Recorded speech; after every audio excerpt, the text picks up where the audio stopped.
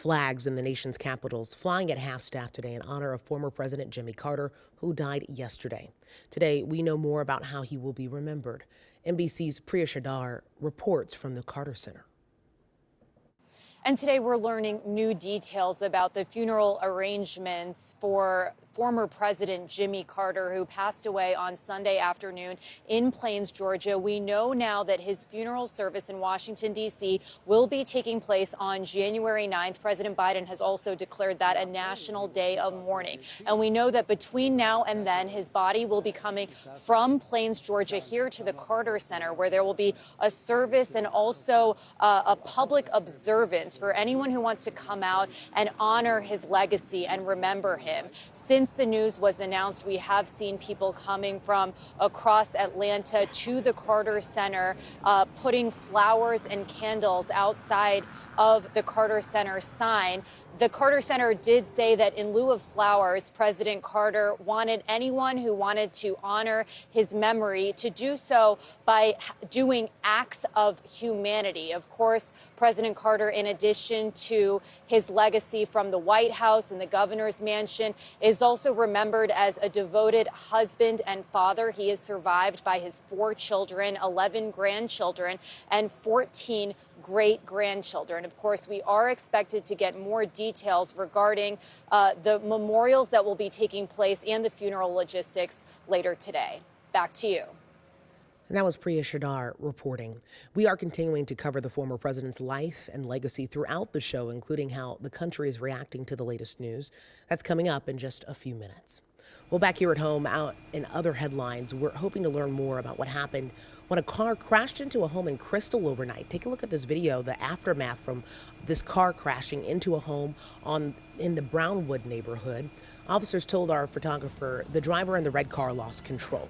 You can see another car was pushed off the driveway. Police say there is structural damage to that home. Well, right now, a boy is fighting for his life after being shot right outside of a police station yesterday. Minneapolis police say that officers inside the 4th Precinct heard shots just after noon and found him outside. Officers say that he was walking when someone in a car shot him. The precinct was hit by gunfire, but MPD says no officers were hurt. No one has been arrested. Right now, Senator Amy Klobuchar is celebrating President Biden signing a hazing bill into law, prompted by a story of a Minnesota native. Klobuchar authored the bill after Danny Santelli suffered permanent alcohol-induced brain injuries during a 2021 fraternity hazing incident at the University of Missouri. His injuries left him unable to see, speak, or walk. Danny's family is determined to share his story, hoping no other family will have to experience the same thing.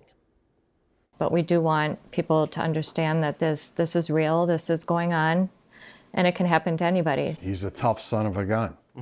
That's what he is. He's a fighter. He's alive for a reason. I think he's going to be the miracle story. And the new law requires schools to report hazing incidents in an annual security report. It will also help establish campus anti-hazing education programs. Well, at the Capitol, President-elect Donald Trump is asking the Supreme Court to pause an upcoming TikTok ban.